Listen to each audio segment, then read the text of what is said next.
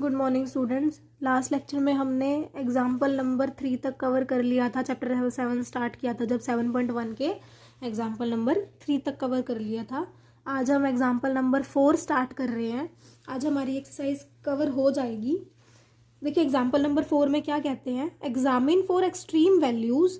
Function आपको दिया हुआ है f of x y is equals to x raise to the power 4 plus y raise to the power 4 minus 2x square plus 4xy minus 2y square. इस तरह का आपको function दिया हुआ है, आपको एक्सट्रीम वैल्यूज निकालनी है। काम वही है जो हमने प्रीवियस क्वेश्चंस में किया था, वही हम अब आगे वाले क्वेश्चंस में करेंगे। सिर्फ एक्सट्रीम वैल्यूज निकालनी है, वर्किंग रूल हमारा सेम ही रहेगा। तो हम क्या करते थे, सबसे पहले curl f by curl x और curl f by curl y निकाल लेते थे। उसके बाद हम क्या करते थे, एक्सट्रीम वैल्यूज के लिए curl f by curl x को 0 के इक्वेट करते थे और curl y by curl f by curl y को भी 0 के इक्वेट करते थे। ठीक है, तो यहाँ से इसको भी 0 रखा, इसको भी 0 रखा, तो हमारे पास 2 इक्वेशंस ऑब्टेन्ड हो गई। अब हमें इनको सिंप्लीफाई करना है। देखो यहाँ पे हमारी एक्स वाई वाली टर्म जब हम दोनों को ऐड कर रहे हैं तो मेरी कैंसिल हो रही हैं।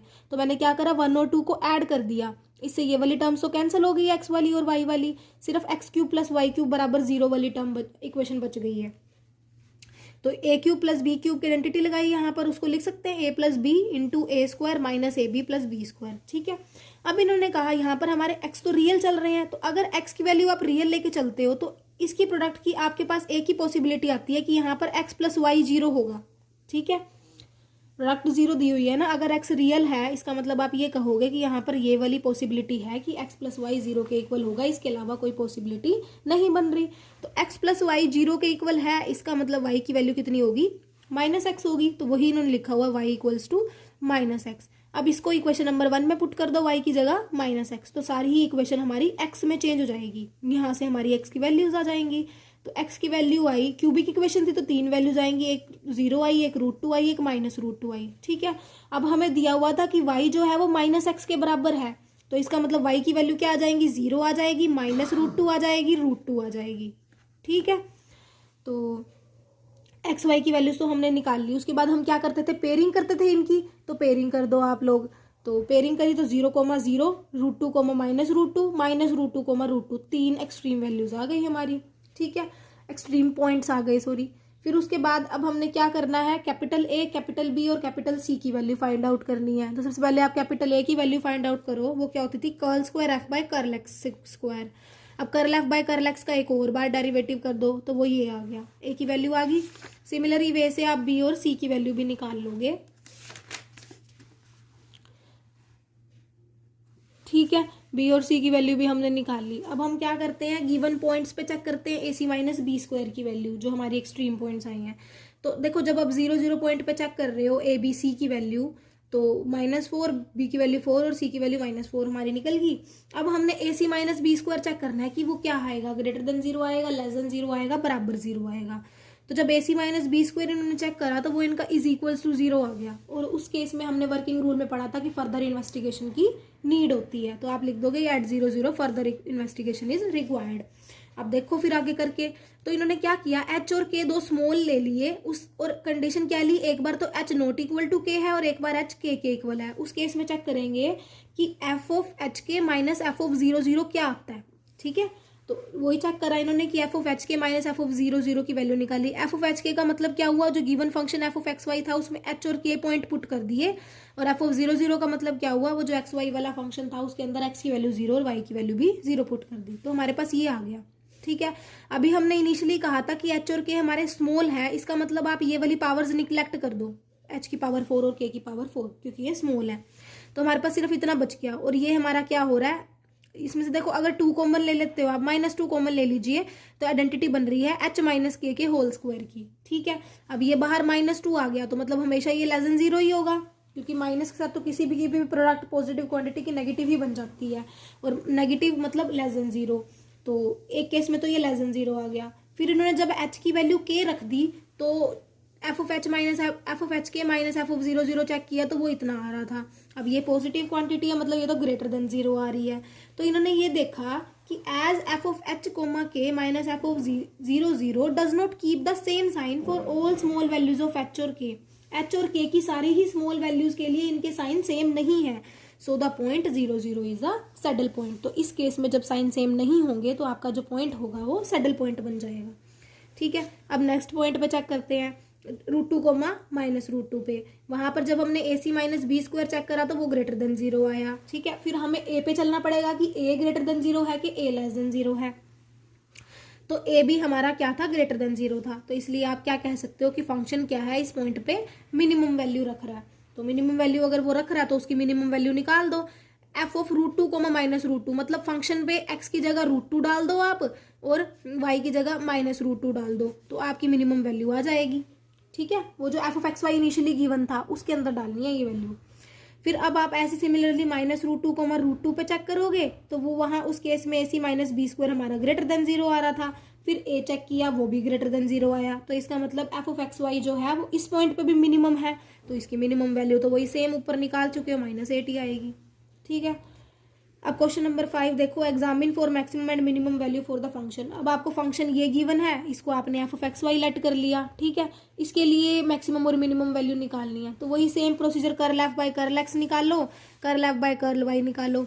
एक्सट्रीम वैल्यूज के लिए आप इन दोनों को 0 के इक्वल रख दो। तो 0 के इक्वल रखा है इन्होंने, तो यहाँ से 2 इक्वेशंस बन गई हमारी। ठीक है, इसको भी 0 रखा, इसको भी 0 रखा। अब क्या करा इन्होंने, इन दोनों को सब्ट्रैक्ट कर दिया। सब्ट्रैक्ट करने से हमारी ये वाली टर्म कैंसिल आउट होगी, सिर्फ हमारे पास बच गया cos x minus cos y बराबर 0। इसका मतलब क्या हुआ, cos x cos y के बराबर है, और इससे हम क्या कंक्लूड करते हैं कि x और y भी आपस में बराबर है। ठीक है, तो x is equals to y को 1 में पुट कर दो, तो 1 में क्या हुआ, cos x plus cos x plus y था, और x और y बराबर है, मतलब x प्लस x हो गया यहाँ पर। जब आप y की वैल्यू x लेके चल रहे हो तो cos 2x बन गया, वो 0 के इक्वल है। सारी इक्वेशन x में कन्वर्ट होगी हमारी, तो यहाँ से cos x की वैल्यू माइनस cos 2x हो गई। ठीक है, तो इसको आप cos ऑफ 180 माइनस थीटा यानी कि 180 माइनस 2x लिख सकते हो। तो यहाँ से देखो cos x था और यहाँ था cos पाई माइनस 2x, तो यहाँ से आप क्या कर रहे हो कि x आपके बराबर आ गया पाई माइनस 2x के। ठीक है, इस 2x वाली टर्म को भी इधर ले आओ, तो 3x आ गया पाई के इक्वल। यहाँ से x की वैल्यू आप निकाल सकते हो पाई बाय 3। ठीक है, x की वैल्यू पाई बाय 3 होगी, और ऊपर आपने कहा था x और y बराबर है, इसका मतलब y की वैल्यू भी कितनी हो गई, पाई बाय 3। तो पॉइंट हमारा आया pi by 3 comma pi by 3। अब आप कैपिटल A, कैपिटल B और कैपिटल C निकालोगे। ठीक है, फॉर्मूला आपको याद हो ही गया होगा। फिर अब आप क्या करोगे, इस पॉइंट पे ABC की वैल्यू पहले चेक कर लोगे। तो मान लो pi by 3 comma pi by 3 पे A की वैल्यू क्या आ रही है, जब हमने इसमें पुट कर दी तो x की जगह पाई बाय 3 और y की जगह 2 पाई बाय 3, तो ये आ गई। ठीक है, अब पाई बाय 3 की वैल्यू तो हमारे पास ये होती है √3/2, और 2 पाई बाय 3 की वैल्यू जब आप सिंप्लीफाई करोगे पाई माइनस पाई बाय 3 करके, sine pi minus pi by 3, तो वो साइन पाई बाय 3 आ जाएगी, और वो √3/2 ही रहेगी, तो ये √3/2 ही होगी। ठीक है, एलसीएम ले लिया इसको, तो हमारा ये आ गया आंसर। सिमिलर वे से आप बी की और सी की वैल्यू भी फाइंड आउट कर सकते हो। ठीक है, ये देखिए बी की वैल्यू भी इन्होंने फाइंड आउट करी, तो इनकी -√3/2 आई, और सी की वैल्यू जब इन्होंने फाइंड आउट करी तो इसमें तो एलसीएम लेना, एलसीएम लेके वही -√3 आई, जैसे ए की आई थी। ठीक, अब ABC की वैल्यू तो निकाल ली इन पॉइंट्स पे। अब AC minus b square check करो। AC माइनस बी स्क्वायर इन्होंने चेक किया तो इनका कितना आ रहा है, वो ग्रेटर देन 0 आ रहा है। ठीक है, तो फिर A चेक करा, लेकिन A तो हमारा लेस देन 0 था क्योंकि नेगेटिव आ रहा था। तो इस केस में फंक्शन की वैल्यू क्या होगी, पॉइंट पे मैक्सिमम होगी। तो मैक्सिमम होगी तो आप क्या करिए, पाई बाय 3 को पाई बाय 3 को f ऑफ x y में पुट करिए, तो मैक्सिमम वैल्यू भी आपके पास आ जाएगी कि मैक्सिमम वैल्यू क्या थी फंक्शन की। ठीक, नेक्स्ट क्वेश्चन देखिए, question number 6, show that the rectangular solid of maximum volume that can be inscribed in a given sphere is a cube. तो अब देखिए आपको क्या रेक्टेंगुलर सॉलिड दिया हुआ है। ठीक है, तो आप एक्स वाई जेड जो है उसकी डायमेंशन लेट कर लो कि एक्स वाई जेड जो हमारी है रेक्टेंगुलर सॉलिड की डायमेंशन है जो कि स्फीयर के अंदर इंस्क्राइब्ड है। ठीक है, और स्फीयर का डायमीटर डी लेट कर लिया। तो सिमेट्री के अकॉर्डिंग क्या होगा, diagonal of the rectangular solid is equals to diameter of the sphere. तो उससे क्या हुआ, स्फीयर का डायमीटर डी था, तो डी स्क्वायर की वैल्यू आ गई x square plus y square plus z square के इक्वल। यहाँ से हमने क्या किया, हमने ना जेड स्क्वायर की वैल्यू निकाल ली। जेड स्क्वायर की वैल्यू निकाली तो वो क्या हो गया, d square minus x square minus y square, इसको 1 का नाम दे दिया। ठीक है, अब हमें पता है कि रेक्टेंगुलर सॉलिड की वॉल्यूम का फॉर्मूला होता है x into y into z, मतलब इनकी डायमेंशंस की प्रोडक्ट। तो यहाँ से आप वी स्क्वायर निकाल सकते हो, वो हो जाएगी x square y square z square. अब इन्होंने क्या किया, जो जेड स्क्वायर की वैल्यू निकाली थी ना उसको यहाँ पुट कर दिया। अब देखो सारी इक्वेशन हमारी एक्स और वाई में कन्वर्ट हो गई है, तो 1 का यूज़ करके यहाँ से वी स्क्वायर की वैल्यू निकाल ली। अब जो ये वी स्क्वायर था ये इसी को हमने एफ ऑफ एक्स वाई अपना लेट कर लिया, तो हमें फंक्शन मिल गया। अब फंक्शन मिल गया उसके बाद तो ईजी है हमारा काम, curl f by curl x निकाल लेंगे, curl f by curl y निकाल लेंगे, ठीक है। फिर एक्सट्रीम वैल्यूज़ के लिए या फिर स्टेशनरी पॉइंट्स के लिए इन दोनों को बराबर पुट कर देंगे, कर्ल एफ 0 के, तो curl f by curl x को 0 के इक्वल पुट करा और वाई को 0 के इक्वल पुट करा, तो हमारे पास ये 2 इक्वेशंस निकल गई हैं, ठीक है। इसको थोड़ा सा इन्होंने सिंप्लीफाई ही किया है, बस इस डी स्क्वायर को उधर लेके चले गए हैं, तो 2x square plus y square d square के बराबर आ गया, यहाँ से x square plus 2y square भी डी स्क्वायर के बराबर आ गया। फिर इन्होंने क्या किया है, इनको सब्ट्रैक्ट कर दिया 5 को 4 में से, ठीक है। तो यहाँ से क्या हुआ, x square minus y square हमारा बराबर आ गया 0 के, ठीक है, सब्ट्रैक्ट करने पे इन दोनों इक्वेशंस को। अब यहाँ से देखो x किसके इक्वल आ गया हमारा, y के इक्वल आ गया। अब देखो x की वैल्यू जो y के इक्वल आई है इसको 4 में यूटिलाइज कर लो तो सारी इक्वेशन x में बन जाएगी, तो 2x square plus x square बराबर हो गया डी स्क्वायर के। तो यहाँ से हम x की वैल्यू निकाल लेंगे d/√3, ठीक है। और x हमारा y के इक्वल था इनिशियली, तो y की वैल्यू भी कितनी आ गई, d/√3। एक्स वाई की वैल्यू तो आ गई। अब फ्रॉम 1 से आप z की निकाल सकते हो, क्योंकि फ्रॉम 1 से जो z स्क्वायर था वो बराबर आया था d square minus x square minus y square के। अब आपके पास x की वैल्यू भी है, y की भी है और z की वैल्यू आप निकाल सकते हो, तो वो भी d/√3 ही आ गई। तो अब इन्होंने क्या किया, जब x और y की वैल्यू d/√3 तो उस पर a b c चेक कर लिए, ठीक है।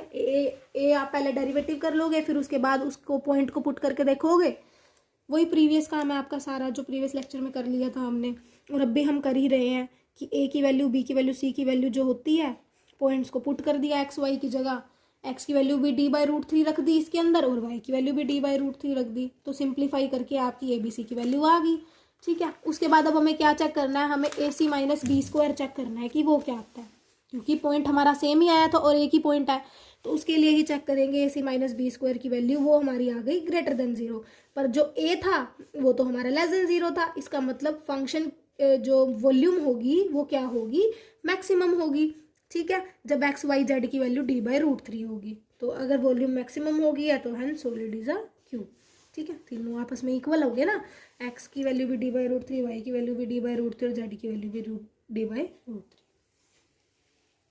एग्जाम्पल नंबर 7 देखो, ये भी कुछ इससे मिलता जुलता है, बस इसके अंदर बात देखो क्या की हुई है।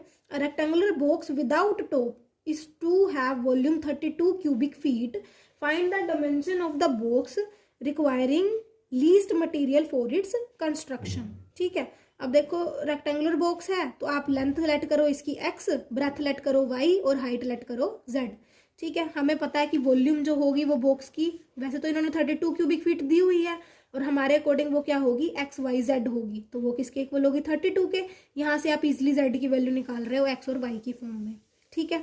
अब आप लेट करो, वहाँ हमने वॉल्यूम की बात की थी, यहाँ सरफेस एरिया की, कि लेट कर लिया कि सरफेस एरिया जो है वो बॉक्स का, रेक्टेंगुलर बॉक्स का, टॉप तो दिया ही नहीं हुआ इसका, विदाउट टॉप क्या होगा, वो टॉप वाला जो होगा हमारा वो निकल जाएगा, बाकी वाली टर्म रहेगी s is equals to, surface area को ऐसे डिनोट किया x y plus 2y z plus 2z x. अब यहाँ पे आप क्या करो, जहाँ जहाँ जेड है ना उसको 32/xy पुट कर दो, ठीक है, तो एस की वैल्यू हमारी एक्स और वाई में ही रहेगी। उसके बाद अब एस ही हमारा फंक्शन हो गया, एफ ऑफ एक्स वाई की जगह एस हो गया।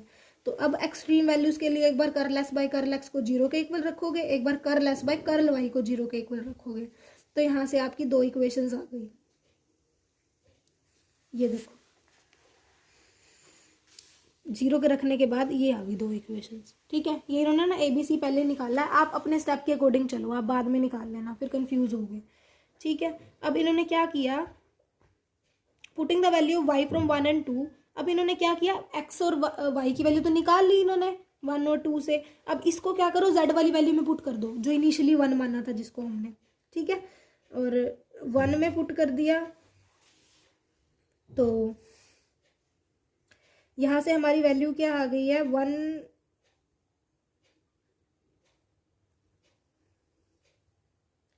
y की वैल्यू थी 64/x² हमारी, और x की वैल्यू 64/y²। तो y की वैल्यू जो है हमने 1 और 2 का यूज करके, ये देखो ये y की वैल्यू थी 64/x² और यहाँ से x की वैल्यू थी 64/y²। तो इन्होंने क्या किया है, एक्स की value 64 by y square, y की वैल्यू क्या थी 64 बाय एक्स स्क्वायर, इसको यहाँ यूज करा है सिर्फ और कुछ नहीं किया। ये देखो एक्स की जगह 64 बाय वाई स्क्वायर रखा है, ठीक है। तो वो सिंप्लीफाई किया इन्होंने, तो इनका कितना आ गया, मैं करके दिखा देती हूँ एक बार आपको ताकि कंफ्यूज ना हो तुम। देखो x की वैल्यू 64 बाय वाई स्क्वायर थी, ठीक है, और y की वैल्यू ये थी, y की वैल्यू को इसमें पुट कर दिया बस, तो x की वैल्यू अब क्या बनी 64 बाय y की वैल्यू को पुट किया 64 बाय एक्स स्क्वायर, और इसका स्क्वायर था, ये पुट कर दी बस y की वैल्यू ऊपर 1 से उठा के 2 में, तो x की वैल्यू कितनी होगी 64 बाय 64 का स्क्वायर, और ये एक्स स्क्वायर का स्क्वायर ऊपर चला जाएगा, तो ये बन गया x की पावर 4 64 बाय 64 का स्क्वायर। तो एक 64 से एक 64 कैंसिल हो गया, तो बन गया x की पावर 4 बाय 64। ये देखो ये ऐसे आया, ठीक है।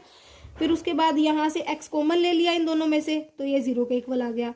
तो यहाँ से आप क्या कह सकते हो, या तो x 0 के इक्वल है, या फिर आप कह सकते हो कि जो x क्यूब है वो 64 के बराबर है, but x is equal to 0 तो पॉसिबल नहीं है, तो देयरफॉर x स्क्वायर को 64 के बराबर, x क्यूब को 64 के बराबर होना पड़ेगा। यहाँ से आपकी x की वैल्यू कितनी आ गई 4 आ गई, ठीक है। और जब x की वैल्यू 4 होगी तो y की वैल्यू भी 4 हुई, तो यानी कि 4,4 हमारे स्टेशनरी पॉइंट आ गया। तो उस पे क्या करोगे आप, a b c की वैल्यू चेक कर लोगे 4,4 पे। अब आप क्या करोगे, पहले capital A capital B capital C की वैल्यू निकाल लेना, मतलब वो डेरिवेटिव्स निकाल लेना सेकंड ऑर्डर वाले, फिर उसके अंदर पॉइंट्स पुट करके देख लेना, तो आपकी ABC की वैल्यू ये आ गई। जो काम इन्होंने पहले किया हुआ आप अब भी कर सकते हो, वो आपकी मर्जी, आप कैसे फॉलो कर रहे हो। फिर उसके बाद AC माइनस बी स्क्वायर निकाला इन्होंने, वो ग्रेटर देन 0 आया, एंड A भी ग्रेटर देन 0 आया, तो इसका मतलब 4,4 पे फंक्शन की वैल्यू क्या हुई, मिनिमम हो गई, ठीक है। तो फिर उन्होंने कहा कि therefore dimension of the box having least surface area and thus requiring least material for construction will be, तो फिर वो क्या होगा, जब लेंथ हमारी 4 हुई, यानी कि x की वैल्यू 4 फीट हुई, और ब्रेथ भी हमारी 4, क्योंकि 4,4 पे तो लीस्ट वैल्यू आ रही है ना, तो ब्रेथ भी हमारी y की वैल्यू भी कितनी होगी 4, और जो z की वैल्यू होगी हमारी इनिशियली 32 बाई एक्स वाई के इक्वल थी, तो x की वैल्यू 4 और y की वैल्यू 4 डाल दो, सोल्व करो, तो z की वैल्यू हमारी इस केस में हो गई 2 फीट, ठीक है। तो हमें यही डायमेंशन ही पता करनी है।